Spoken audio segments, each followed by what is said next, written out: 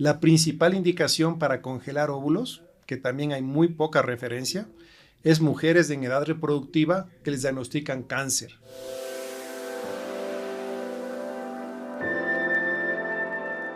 Hola, ¿cómo estás? Yo soy Gabriela Vivanco y esto es Focus, el podcast de la hora, un espacio para entendernos un poco más.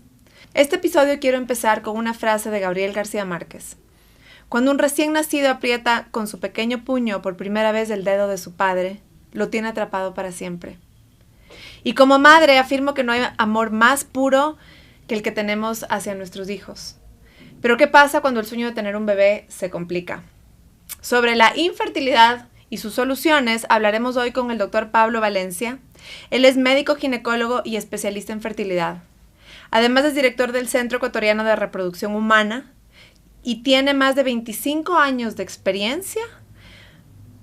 Ha ayudado a venir al mundo a más de 10,000 niños vivos. Pablo, bienvenido. Muchas gracias por la invitación, Gabriela. Un gusto estar aquí para conversar con ustedes. Muchísimas gracias por tu tiempo. Quisiera empezar por lo básico y luego ir rompiendo tema por tema. Hay muchos mitos que nos hacen pensar que hoy las tasas de infertilidad son mucho mayores de las generaciones anteriores. ¿Es verdad? Pues yo diría que no es tan cierto eso, porque los índices de infertilidad a nivel mundial y en la población ecuatoriana se mantienen alrededor de un 10 al 12%. Entonces, eso no ha aumentado en estos casi 25 años que yo tengo ejerciendo la profesión de infertilidad, pero lo que sí es, hay más acceso o las mujeres como que acuden más al médico especialista en fertilidad. Y de las causas de infertilidad yo te podría decir que la número 1 ahorita es que la edad materna avanzada, porque las mujeres están postergando mucho la maternidad y al postergar la maternidad, su reserva de óvulos va disminuyendo y no vuelven a salir nuevos óvulos. Y ahí es donde tienen más dificultad. Entonces, no es que han aumentado la infertilidad, sino que la mujer posterga más la infertilidad y llegan y quieren el primer hijo pasado los 32, 35 años, cuando eso ahorita ya, antes, acuérdate de nuestras generaciones anteriores, nuestras mamás, nuestras abuelitas, ya a los 25 años tenían sus 5 o 6 hijos, ¿no? Entonces, eso ha cambiado mucho el estilo de vida, principalmente de la mujer. Alguna vez leí que la edad ideal para que una niña conciba son entre los 13 y 14 años, física y biológicamente. ¿Cuál es la edad ideal para concebir de la manera más fácil y natural? Ya se sabe cómo es la fisiología ovárica y ya se sabe qué periodo de edad es el más fértil en cuanto a la calidad de los óvulos y es entre los 18 hasta los 32 años. Ok. Pasados de la mujer. De la mujer. En el hombre no importa la edad. En la mujer sí. Entonces, las mujeres a partir de los 32 años en adelante, la calidad de sus óvulos empieza a disminuir mes con mes y no se renueva la reserva de óvulos. Se va acabando porque las mujeres nacen con un número limitado de óvulos y se van consumiendo. Fíjate que cuando la mujer llega a la pubertad, casi la mitad de su reserva ovárica con la que nace se quema produciendo las hormonas necesarias para el desarrollo sexual femenino, las características femeninas. Y de esa mitad, de ahí en adelante, mes con mes se van acabando y no se renueva, ¿no? Pero entonces la edad más fértil de 18 a 32 años. Ok. Para empezar, si quisiera que definamos algunas cosas para tener claros los conceptos. Entonces, explícame un poquito. ¿La mujer nace con la cantidad de óvulos con los que va a tener toda su vida? Exacto. No le nacen nuevos a lo largo de la vida. No. Que es muy diferente a que los hombres van generando espermatozoides. Cada 70 días producen los hombres millones de espermatozoides hasta los 70, 80 años. Ok. Y en ese sentido, entonces, las mujeres tienen mucha más incidencia en la edad en la que conciben, es lo que nos estás diciendo. Ok. Sobre el uso de la tecnología estábamos hablando justo antes de empezar.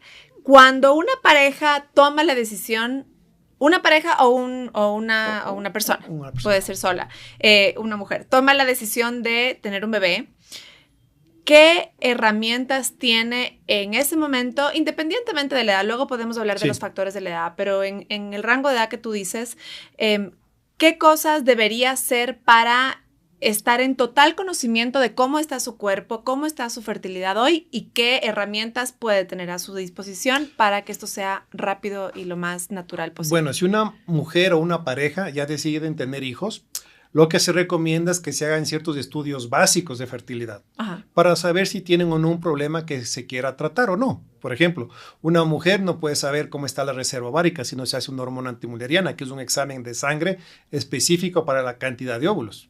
Un hombre no puede saber si es fértil si no se hace un espermatograma. Una mujer no puede saber si las trompas están destapadas o no si no se hace una histerosalpingografía. Entonces son exámenes muy puntuales, muy sencillos para saber si hay algún problema puntual orgánico que se tenga que corregir. Si todo está bien, empezamos desde lo más sencillo. Cambio en el estilo de vida, dieta, vitaminas, ácido fólico, llevar un calendario menstrual, empezar con pruebas de ovulación para ver cuándo es el día más fértil, ahí intentar.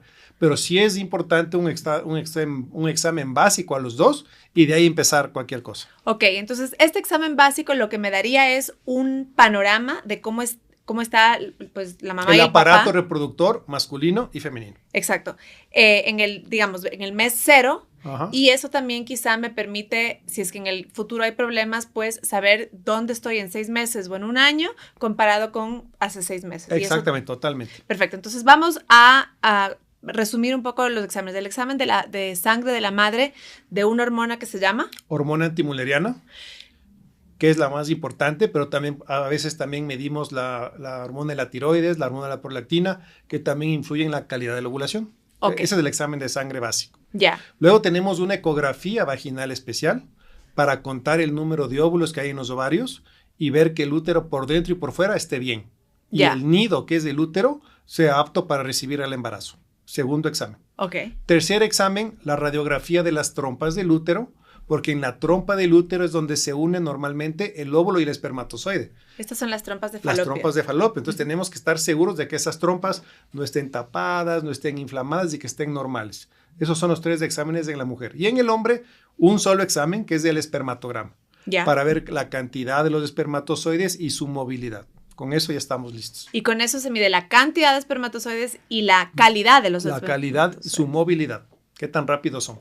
Ok, y ahí también se ve la forma. La forma también, la morfología. Entonces, eso es súper importante porque creo que hay que también desmitificar un poco, quizá la vergüenza que hay de acudir al médico y decir, hoy quiero ver cómo estoy para empezar con pie derecho. Yo te contaba que pues cuando yo estaba en mi edad de tener hijos, a mí en mi familia se me burlaban porque yo quería ir a hacer esto, ¿no? Y me decían, pero qué exagerada. Y en ese momento, pues a uno el médico a veces pasa que el médico te dice, bueno, anda a intentar un año y vuelve. Entonces, estas herramientas son útiles para que la persona diga, ¿sabe qué? ¿Por qué no hacemos estos exámenes? Perfecto, claro, es lo más recomendado, porque una paciente o un hombre no puede saber qué tan fértil es si no se hace exámenes. Y el error que cometen los ginecólogos generales es justamente lo que tú dijiste. Vaya, intente sin saber si tiene algún problema. Imagínate que el marido no tenga espermatozoides y perdieron 1 año, 2 años intentando sin saber que había un problema. Y me ha pasado. Todas las semanas llegan pacientes así, que su ginecólogo general les dice, no pasa nada, intenten 1 año a ver qué pasa. Y el marido no tiene espermatozoides. ¿Existe todavía un mito en el que se trata de como decir que la mujer se examine primero porque yo eyaculo normalmente y yo estoy sano y conmigo no es el problema? ¿O ya no hay tanto fíjate eso? Que eso a través de los años ha cambiado mucho. Como yo te conté antes de la entrevista que mi padre fue el pionero en todas las técnicas de reproducción asistida en el Ecuador hace más de 30 años. Ya en esa época sí, llegaba solo la mujer. La mujer triste, frustrada, sola. El hombre nunca aparecía, ¿no? Pero la valoración de la pareja infértil incluye a los dos. Uh-huh. Porque las causas de infertilidad actualmente no es que es 90% de la mujer. Ahora es compartida las causas de infertilidad. En números podemos poner que un 30% es causa solo de la mujer, 30% solo causas del hombre, otro 30% por los dos y un pequeño porcentaje que no se puede saber por qué es. Pero la valoración de la pareja infértil es de los dos al mismo tiempo, no por separado. Ok, eso es súper importante. Muy importante. Cuando dices que, por ejemplo, más o menos un 30% es... ¿qué será? Causas comunes. Uh-huh. ¿Es cierto eso de la incompatibilidad genética que existe entre una persona y otra y que No. simplemente sus genes Es no? muy raro eso, es muy raro que ocurra eso. Ahí tenemos que durante la historia clínica ginecológica enfocada en fertilidad, hacemos ciertas preguntas de antecedentes familiares de enfermedades genéticas para sospechar algo genético que no sean compatibles, pero realmente es muy poco frecuente que haya una incompatibilidad que cause infertilidad frecuente, ¿no? Es muy poco probable. Pero sucede. Muy poco probable. Bien. En la clínica de Mayo, que en Cleveland, Estados Unidos, rankeada como una de las mejores hospitales del mundo, hay un estudio que determina las causas o trata de especificar las causas de infertilidad masculina. Empecemos por esas. ¿Ya? ¿Cuáles son? Bueno, en las causas, te digo, a través de un examen de semen podemos saber cómo está el volumen del líquido seminal. Ajá. Podemos saber cómo está la concentración de espermatozoides de millones por mililitro, Ajá. que debe ser de 16 millones por mililitro, Ya. mínimo. También contamos la concentración total en el eyaculado. Medimos la velocidad de los espermatozoides. La velocidad de los espermatozoides son 4 tipos de velocidades: Ajá. la progresiva rápida, la progresiva lenta, los oscilatorios y los inmóviles. Entonces, una persona que tiene bastante experiencia en estudiar el examen de semen nos dice qué porcentajes de velocidad tiene la muestra de semen. Ya. Y también hacemos una tinción especial para ver la forma de los espermatozoides, Ok. que la cabeza tenga buena relación con el cuello y con la cola del espermatozoide. Y de las causas de infertilidad hay factores leve, moderado y severo. Ok. El factor leve, que con unas vitaminas se corrige y mejora la muestra de espermatozoides. Ok. El factor moderado ya necesitaría, si no corrige con las vitaminas, ya necesita un poco más de ayuda y recurrir a una inseminación intrauterina o artificial. Y el factor masculino severo, que no hay espermatozoides o son muy poquitos, ya necesita una fecundación in vitro. Entonces, dependiendo de los resultados del examen de semen, podemos saber cuál es el tratamiento para el hombre. Ok. Y estos exámenes, entonces, lo que hacen, voy a repetir solo porque son términos que a veces causan confusión y siento que uno los tiene que ir aprendiendo. Miden, entonces, la cantidad de espermatozoides que hay en el líquido de eyaculación. Sí. Y qué tanto Rápidos se son. mueven. Ujú. Y dentro de, pues, esa 15 millones de espermatozoides. 16 millones por mililitro es lo mínimo. 16 millones de espermatozoides por mililitro, porque hay esa teoría de que debería solo, con uno basta. No, pues no. Pero para que haya uno que sirva, Sí. tienen que haber muchos que estén en esa claro. calidad, ¿no es cierto? Ahora, ¿qué factores del cuerpo humano, de la salud, del ambiente, de nuestro estilo de vida, se sabe de manera, pues, ojalá contundente, que influyen en esta calidad y cantidad de espermatozoides que permiten al hombre tener, pues, una tasa de fertilidad Sí. o una buena probabilidad de reproducirse y crear un hijo? Los factores ambientales, por ejemplo, porque realmente, como dices tú, en algunos casos se puede corregir con vitaminas o se puede incentivar con vitaminas, o con la forma en la cual se introducen los espermatozoides o para in vitro para fecundar el óvulo en un laboratorio o al cuerpo de la mujer directamente, pero a lo largo de la vida. O sea, por ejemplo, yo tengo hijos chiquitos, ¿cómo puedo hacer yo para cuidar su fertilidad lo más posible para que ellos, pues, tengan las mayores posibilidades de reproducirse cuando lo decidan, si es que deciden? Y empecemos por los factores ambientales. Sí, verdad, es muy importante eso porque el estilo de vida y los factores ambientales sí tienen bastante repercusión en la fertilidad, tanto en el hombre como en la mujer. Ajá. Específicamente en el hombre, por Sí. ejemplo, la obesidad, el muy bajo peso, una dieta con muchas grasas también afecta la fertilidad, el tabaquismo, las drogas recreacionales también afectan la fertilidad. También es importante antecedentes de enfermedades virales en el hombre como las paperas, porque las paperas, que es un virus que está en la glándula parótida tiene mucha semejanza al testículo. Y hay a veces que les da el virus de la papera, pero se va al testículo y hace una orquitis. Ok. Y eso hace que disminuya la cantidad de espermatozoides. Infecciones de transmisión sexual también. Hay que cuidarse para evitar enfermedades de transmisión sexual que puede afectar la fertilidad. Y en cuanto a hábitos alimenticios, hay que tener una dieta sana, rica en antioxidantes. Todo eso va a tener una muy buena salud de espermatozoides.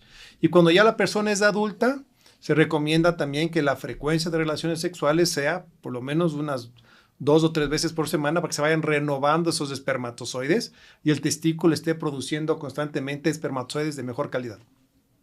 Ok, muchas cosas me vas a decir. Quiero volver al tema de los virus primero. Sí. Las paperas. ¿Qué otros virus que suceden por ahí en la infancia o en la adolescencia pueden incidir en los niveles? Las paperas del número 1. ¿La varicela? No, varicela no. Y también es importante, por ejemplo, en estilo de vida y todo lo que aumente la temperatura de los testículos puede afectar la fertilidad. Sí. Los espermatozoides están sobre una bolsa que se llama la bolsa escrotal, que es del escroto. Okay. Entonces están a menos temperatura que el cuerpo, por ejemplo. Porque está fuera del cuerpo. Porque está fuera del cuerpo. Entonces, una fiebre alta, los saunas o los jacuzzis muy calientes puede afectar la fertilidad. También, por ejemplo, en medicamentos que a veces toman los hombres para la caída del pelo, que es un antiandrogénico, le hace que afecte la fertilidad también. O cuando toman anabólicos o testosteronas, se afecta la fertilidad. Ok, vamos con la temperatura, que me parece ¿Sí? súper interesante. Estaba leyendo yo que si es que yo soy un hombre, yo no soy, pero un hombre que está en plan de tener un hijo y fertilizar pues al óvulo de una mujer, debería por lo menos 90 días antes de pues intentar así con mucho ahínco, evitar una exposición extrema al calor. Sí. Explícame, ¿tipo qué? O sea, ¿una ducha caliente? Saunas, jacuzzis, aguas termales calientes, principalmente eso, ¿ok? O también hay, dependiendo de la profesión del hombre, ponte que trabajen en un horno, en una cosa metálica, en algún aserradero. Todo lo que está en un ambiente muy caliente sí puede afectar la producción de espermatozoides. Ok. ¿Qué onda con ese mito de qué tipo de ropa interior usan los hombres? Es mejor tener boxers que no sean apretados, porque si son boxers muy apretados, eso también puede aumentar la temperatura testicular y afectar un poquito la circulación al testículo. Ya. Entonces tiene que estar como holgado, no usar muy apretados la ropa interior. Ok. ¿Qué pasa con, por ejemplo, los golpes en la zona testicular para los hombres? No sé, un pelotazo en el partido de fútbol, ese tipo de cosas. Los traumas, los traumatismos a nivel genital en el hombre sí pueden afectar la fertilidad, porque a veces son golpes muy fuertes que causan un hematoma o un morado inmenso ahí en los testículos, y eso le afecta al testículo. Okay. Hay a veces que son golpes tan fuertes que un testículo, por ese hematoma, por ese morado que tiene, se atrofia y se hace chiquito. Okay. Y puede volverse estéril el hombre, ¿no? ¿Y puede dañarse el un testículo y no el otro? Sí. Sí, sí. Entonces, cuando un niño, no sé, de cualquier edad, recibe un golpe muy fuerte, ¿hay que llevarle al médico para que evalúe esto o no hay nada que hacer? O sea, sí sería bueno si es un golpe muy contundente, fuerte, que vea que se están hinchando los testículos o que hay un morado muy importante, ir donde el médico para que le revise y tal vez darle algún antiinflamatorio para acortar el tiempo que se va a inflamar ese testículo y evitar daños futuros, ¿no? Ok, y me genera esta pregunta, un doctor en fertilidad como usted es ginecólogo por formación, y perdón que esto es un paréntesis en todo este interrogatorio, ¿usted también ve la fisiología del hombre en el momento de la reproducción? Por supuesto, nosotros somos los que más sabemos de andrología. Andrología es una rama de la urología que se dedica a la fertilidad. Okay. Y lastimosamente en el Ecuador no hay andrólogos, sino que la clínica de fertilidad vemos a la pareja e incluye la andrología, que es el estudio de la fertilidad en el hombre. ¿Qué te parece? Eso no sabía, fabuloso. Hay que tomar nota también. Ahora, quiero volver al tema de los factores que pueden incidir en la posibilidad o en los niveles de fertilidad.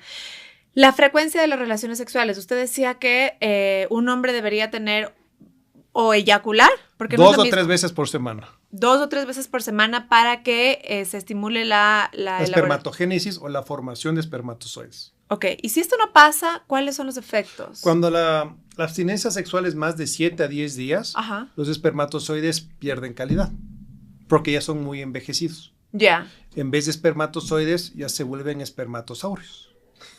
Entonces ya no vale. Entonces la calidad disminuye. Y ¿tiene alguna incidencia en que sea una relación sexual con un ser humano o con una persona? ¿O es simplemente el hecho de la eyaculación? La eyaculación es lo que hace que se renueve el líquido seminal y el testículo produce más espermatozoides. Ok. Ahora, una investigación publicada en la revista especializada Fertility and Sterility sugiere que los hombres que utilizan el teléfono móvil en el bolsillo o colgado de la correa tienen un recuento de espermatozoides más bajo. Incluso hay estudios que dicen que afectan en la producción de testosterona en los varones. Cuénteme un poquito este tema de los celulares. Fíjate, los celulares generan radiación y calor. Ajá. Entonces, mientras más cerca esté de los testículos, puede afectar la fertilidad, por lo que estábamos diciendo, que los testículos deben ser más fríos que el cuerpo general.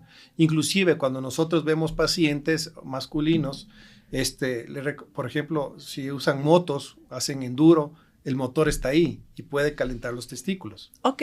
Entonces, también todo lo que puede calentar o elevar la temperatura a nivel testicular, hay que evitarlo. Bien.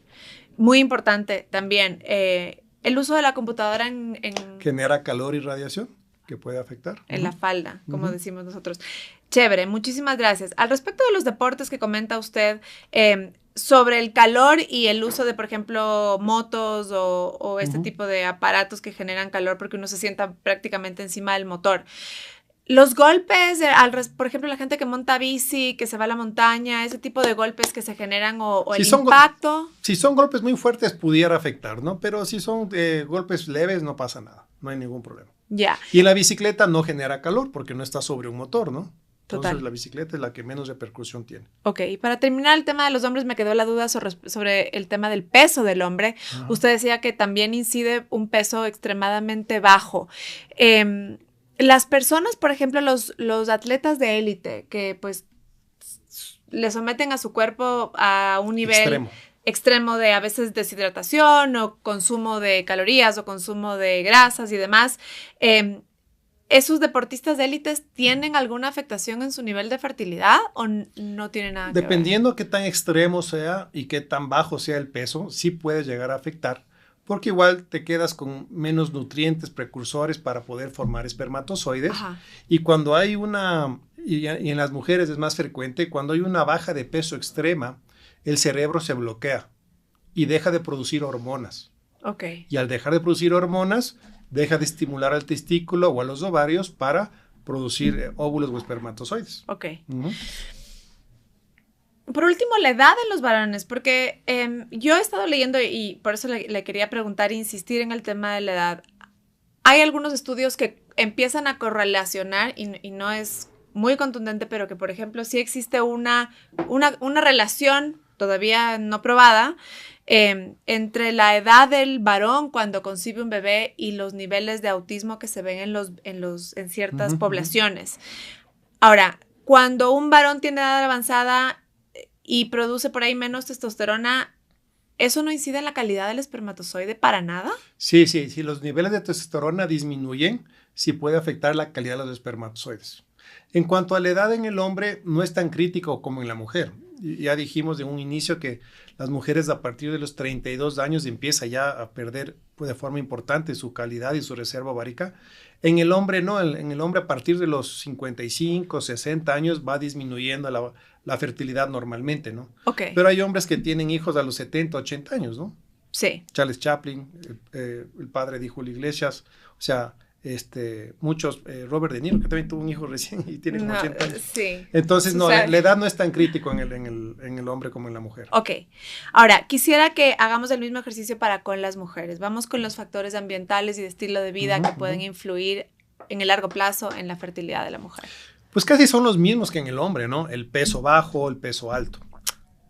Los problemas alimenticios, los desórdenes alimenticios, anorexia, bulimia, están asociados con bajo peso y cuando tienen estos desórdenes alimenticios dejan de menstruar a las mujeres. Ajá. Porque se bloquea el cerebro y se bloquean las hormonas que producen la ovulación. Entonces eso es importante tratarlo con una nutricionista o una psiquiatra especialista en desórdenes alimenticios. Empiezan a recuperar su peso, su índice de masa corporal recupera y empiezan a menstruar y se vuelven fértiles. Pero está muy relacionado con el bajo de peso. ¿Existe una edad? Porque entendía yo que cuando se dan estos desórdenes alimenticios severos durante la pubertad puede llegar a una infertilidad total para la mujer. No, no así. ¿O siempre se puede recuperar? Se puede recuperar casi siempre, ¿no? Pero siempre hay que tratar primero que recupere el peso y dependiendo de recuperar el peso, si empiezan a tener menstruaciones, no van a tener problema. Pero si recuperando el peso no tienen menstruaciones, hay que ayudarle hormonalmente para recuperar esos óvulos, ¿ok? Ok. ¿Qué otros factores podrían El cigarrillo igual en la mujer, igual que en el hombre el alcohol, ¿ok? Una dieta llena de grasas insaturadas que son pésimo para cualquier tipo de salud, influye en la fertilidad de la mujer. Y una cosa muy importante que sí quisiera recalcar para que no se nos pase el tema, como ya mencionamos, que las mujeres se acaban los óvulos y no vuelven a producir más. Ajá. Sí sería bueno topar el tema de que hay la opción de que las mujeres puedan congelar sus óvulos a edad temprana y usarlos y tener su propio banco de fertilidad propio. Y ellas sabrán si las utilizan o no, pero ya guardaron sus óvulos de buena calidad para un futuro. Porque comenté en un principio también que el estilo de vida ha cambiado de la mujer y quieren ser madres más tarde. O no saben si quieren hacer ahorita. Entonces ahí es donde tenemos muchos roces con los ginecólogos generales. Ajá. Porque no les informan a las pacientes que hay esa opción de congelar óvulos.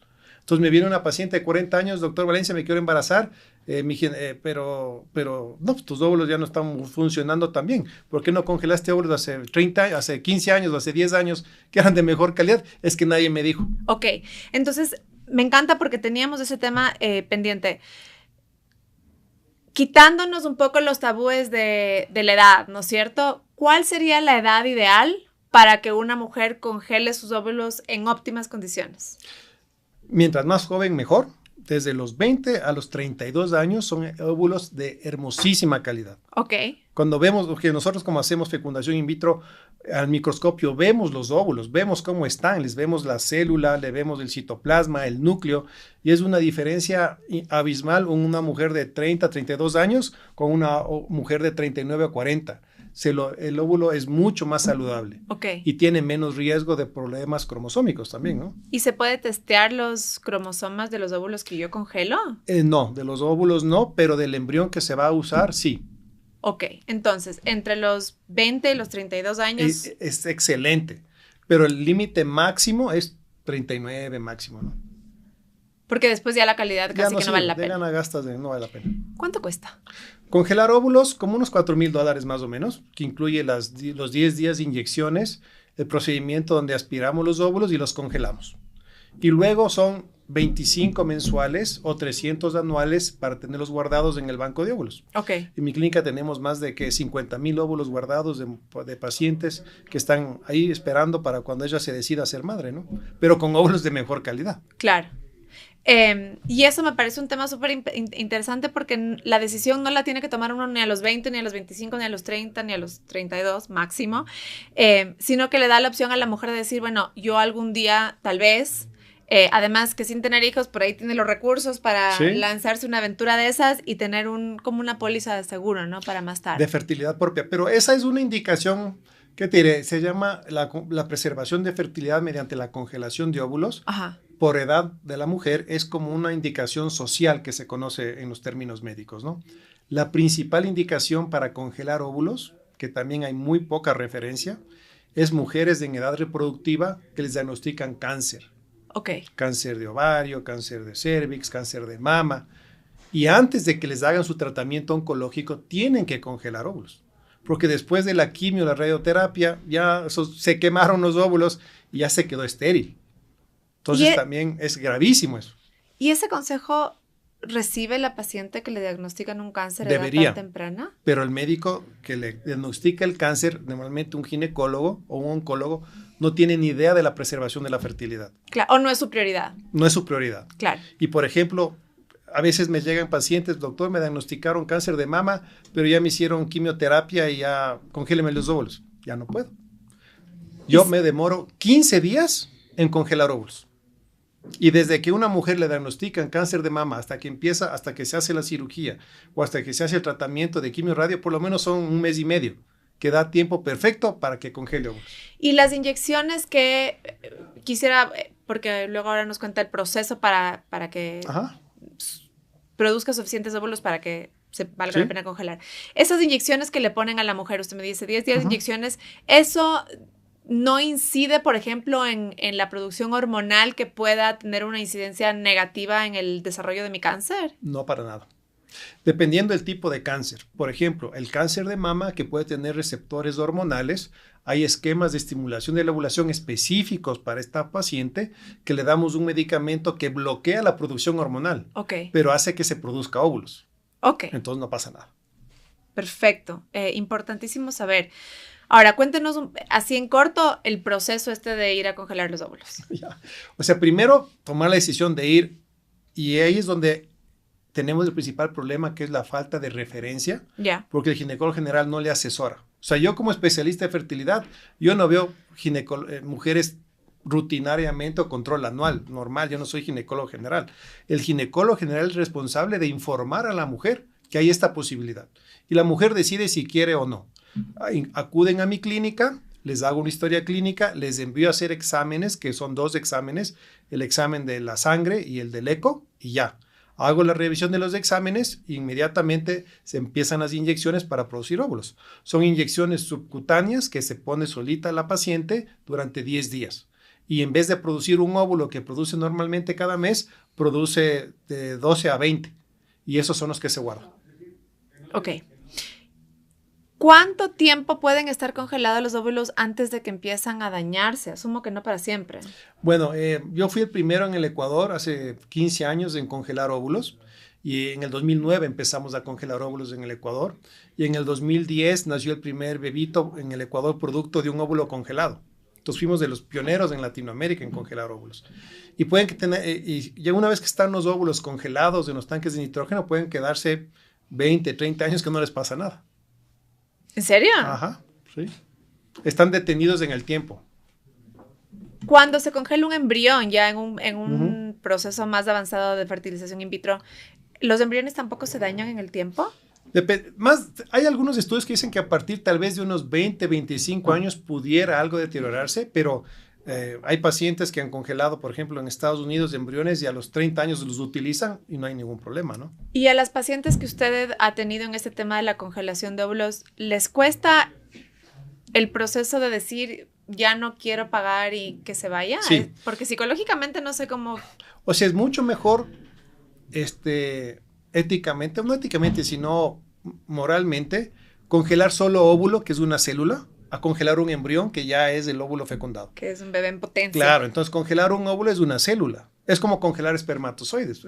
Son células que las puedes descartar sin ningún problema y solamente depende de la paciente.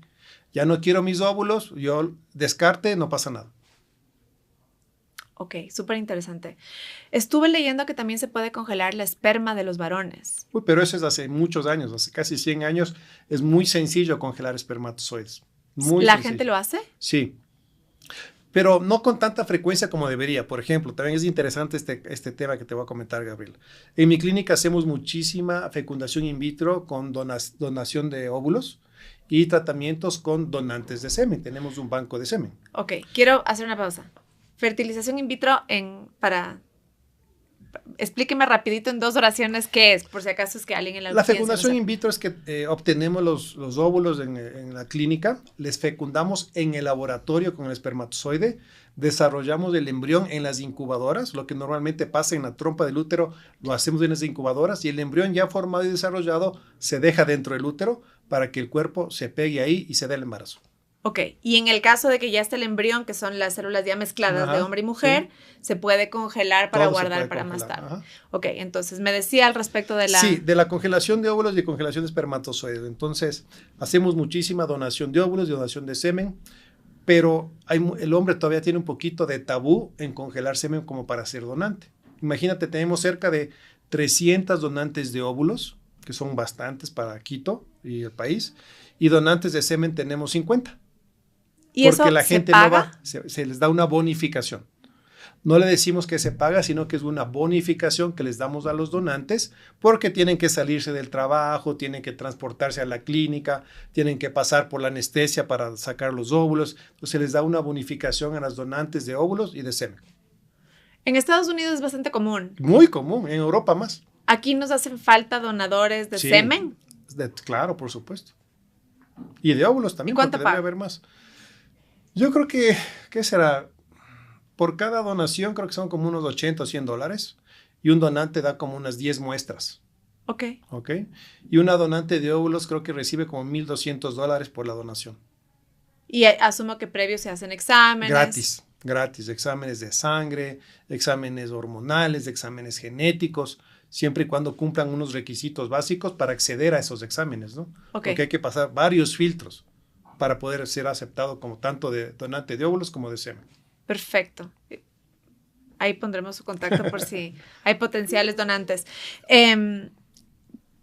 ¿Existe alguna edad óptima en la cual, por ejemplo, un hombre también quiera guardar o valga la pena que guarde su esperma para tener hijos cuando tenga 55 años? ¿Es que ahorita a los 35 no ve en su futuro tener hijos? ¿O no vale la pena? Si no tiene ningún antecedente de cáncer o enfermedad severa el hombre que necesite medicamentos que puedan afectar la fertilidad, no está justificado congelar semen en el hombre para preservar la fertilidad porque siempre va a producir.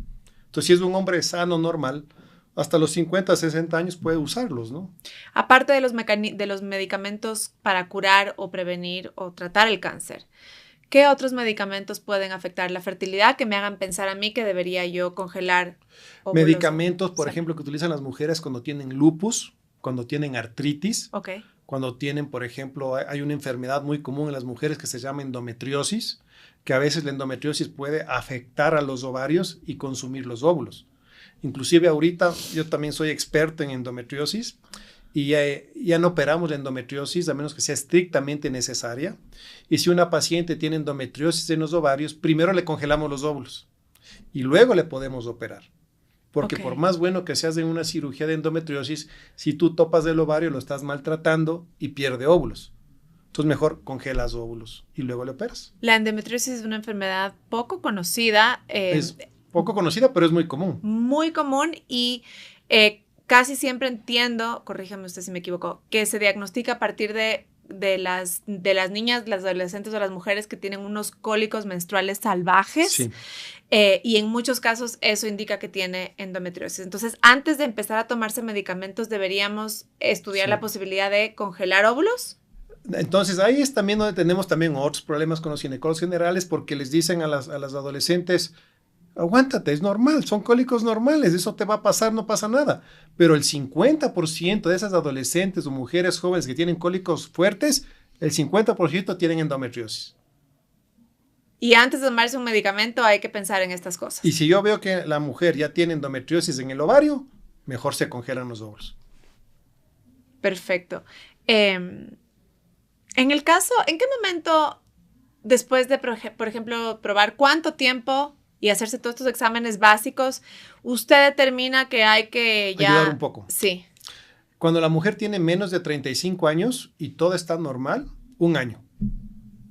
1 año de esperar e intentar. De intentar de forma natural. Ya. Si tiene más de 35 años, 6 meses. Ok. Ahí sí ya nosotros ya ayudamos médicamente con tratamientos que aumenten la probabilidad de embarazo. Y te voy a dar unas cifras muy interesantes. Por favor. Cuando ya diagnosticamos una pareja infértil, es decir, que lleva 6 meses intentando y no ha logrado un embarazo, ya se ha demostrado que la probabilidad de embarazo de forma natural, sin ayuda, esa pareja infértil es entre un 5 y el 8% por mes. Ok. Por ser infértil. Un tratamiento de reproducción asistida sencillo como la inseminación artificial te da una probabilidad de embarazo del 20%, 4 veces más que relación sexual. Y una fecundación in vitro te da una probabilidad de embarazo del 60%, comparado con el 5 al 8 de forma natural en una pareja infértil, ¿no? Y asumo que el costo de estos tratamientos va incrementando según la complejidad, del tratamiento. El tratamiento más sencillo, tú ya lo sabes. Sí. Ya lo aplicaste. Lo natural. Lo natural, con pruebas de ovulación, mujer joven, sana, sin factores de riesgo, pruebas de ovulación, baratazo. ¿Aquí venden en las farmacias? No. O sea, nosotros vendemos directamente en nuestra clínica, pero en las farmacias lastimosamente no hay. Y tú cuando vas a otros países, en Estados Unidos, están ahí como pruebas de embarazo, pues son comunes.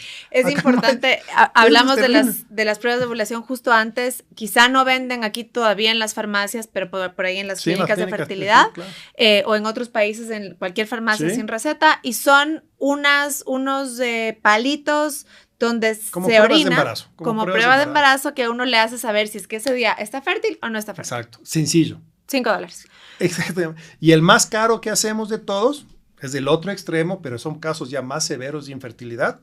Hacemos la fecundación in vitro, formamos los embriones, les hago un estudio a cada uno de los embriones para ver que cromosómicamente sea sano y no transmita ninguna enfermedad. Le congelo al embrión hasta conocer el resultado y a la mujer luego que me diga el laboratorio de genética, esos embrioncitos tales son sanos, tales son enfermos, le preparo el útero y le transfiero el embrioncito sano. Entramos entonces en ese campo a jugar a Dios y a escoger cuál sí y cuál no.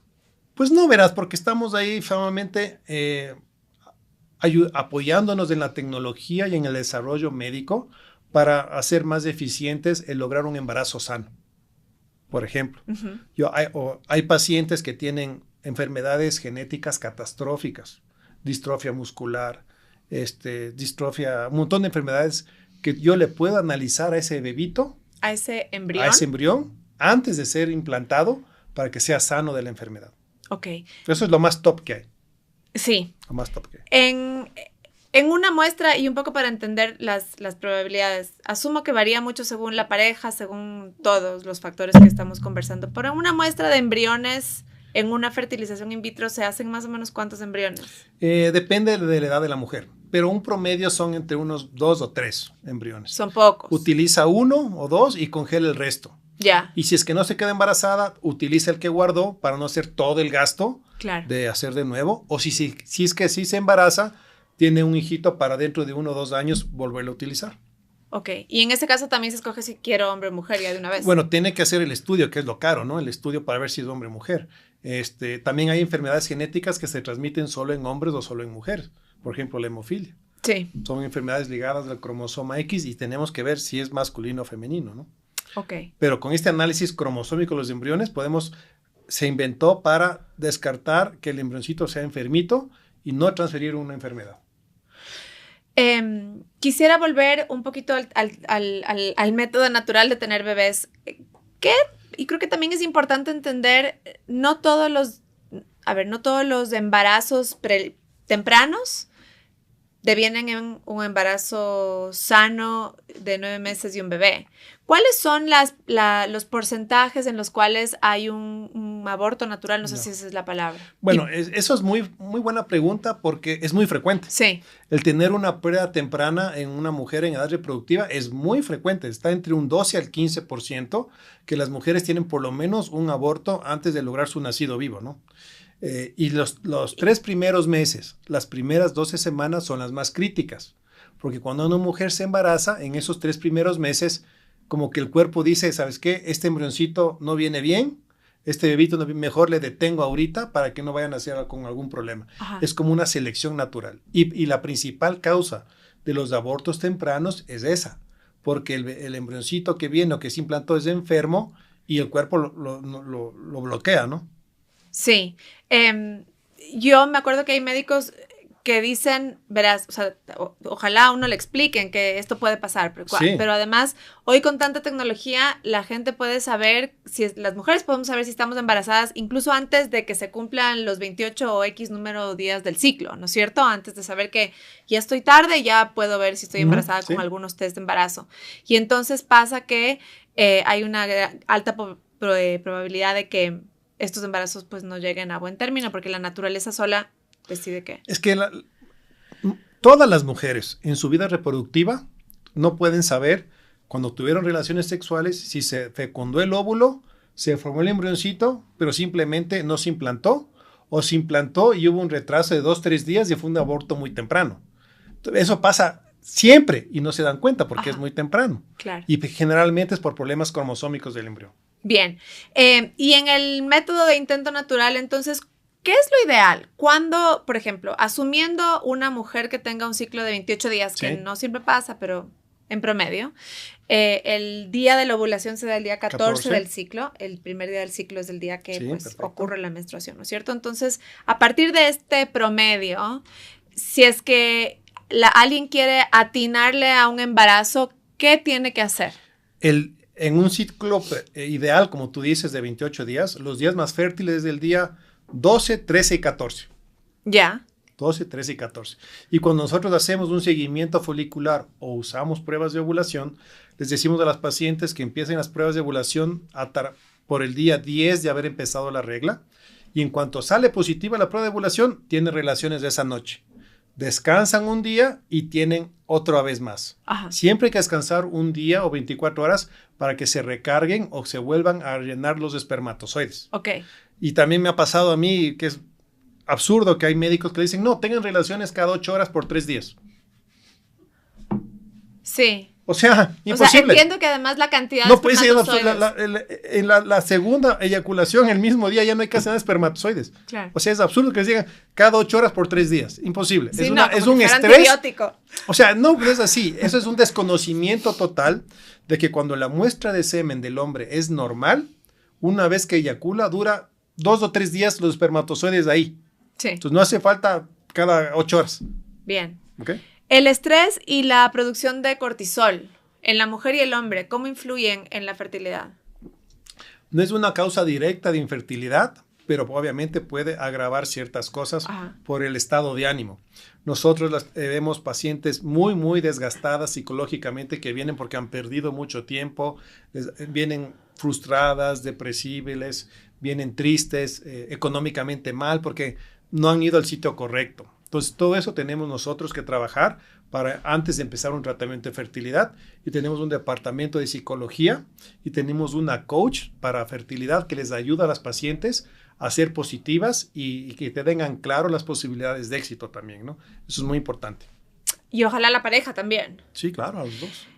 Y una vez que pasan todos estos tratamientos, ¿cuánto es el máximo de, por ejemplo, el último paso? ¿Sí? Sería la fertilización in vitro. ¿Cuántas veces la gente le intenta con este método que además es por demás caro? Es caro. Lastimosamente hay la limitante del factor económico, ¿no? Ok. Pero si una mujer es perseverante, la tasa de embarazo con la fecundación in vitro es muy alta. Casi el 90% de las pacientes se embarazan después de 3 transferencias embrionarias, que es muy alto, ¿no? Eso quiere decir que después de que me implantan embriones 3 veces. Ajá. Esa es una transferencia embrionaria. Sí, o sea, la primera no se queda, la segunda tampoco. Después de 3 intentos, la tasa acumulada de embarazo, que se llama, es un 90%. Tengo una paciente que, el hijo ya es grande, ya tiene como 18 años. Se hizo como 10 fecundaciones in vitro, 6 en Estados Unidos, 4 más en el Líbano, porque son libaneses, y no se embarazó. Yo le hice el 11º in vitro, con un solo embrión y se quedó embarazada. ¿Cuánto tiempo es el mínimo que tiene que pasar entre un intento y el otro intento? 1 o 2 meses. Por la limitante del factor económico. Por supuesto. Y asumo que los seguros, esto no, rara vez te cubren. Sí. ¿Cuándo y cómo se determina que la pareja ya no puede tener un bebé? ¿Cómo se vive este proceso? Bueno, la única paciente que no se puede embarazar es la que no tiene útero. Ok. Si tiene útero, se puede embarazar con cualquiera de la tecnología que hay actualmente disponible. Bien, creo que hemos recorrido un montón de camino y hemos hecho un montón de preguntas. ¿Qué me estoy olvidando de preguntar? Yo diría que lo importante es que si es una pareja o una mujer que tiene problemas de infertilidad, no pierda tiempo y que acuda al especialista. Realmente es el mejor consejo que les puedes dar a la audiencia. Fabuloso. ¿Cuál es el mejor método anticonceptivo o el más recomendable antes de tener hijos que no afecte mis posibilidades futuras de tener hijos? Los anticonceptivos orales, porque cada vez tienen menos dosis hormonal.